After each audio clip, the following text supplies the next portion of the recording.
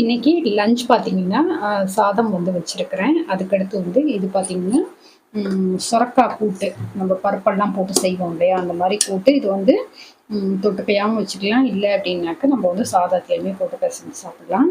இதுல வந்து கொஞ்சமா மோர் எடுத்து வச்சுக்கிறேன். அதுக்கடுத்து நேத்து வச்ச சாம்பார் வந்து பேலன்ஸ் இருக்கு. ஸோ அதெல்லாம் வச்சு கொஞ்சம் அட்ஜஸ்ட் பண்ணிக்கலாம் அப்டின்றது மாரி இருக்கிறேன்.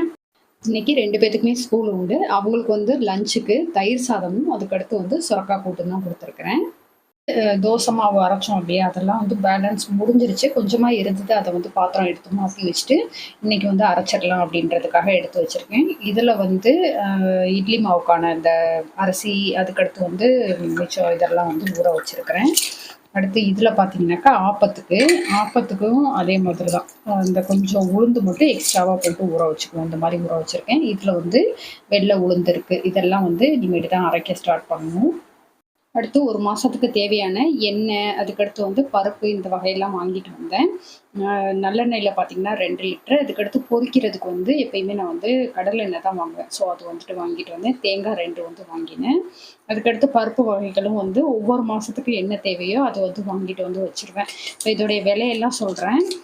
நல்லெண்ணெய் பார்த்தீங்கன்னாக்கா 1 லிட்டர் ரூ. 340 அப்படின்னு சொல்லிட்டு 2 லிட்டர் வந்து ரூ. 680 அப்படின்னு வாங்கினேன். அதுக்கடுத்து கடலெண்ணெய் வந்து 1 லிட்டரு ரூ. 155. அப்புறம் துவரம் பருப்பு பார்த்தீங்கன்னா 3 கிலோ வந்து வாங்கினேன். இது 1 மந்த்துக்கு எனக்கு சரியா இருக்கும். விலை வந்து 3 கிலோவும் சேர்த்து 345.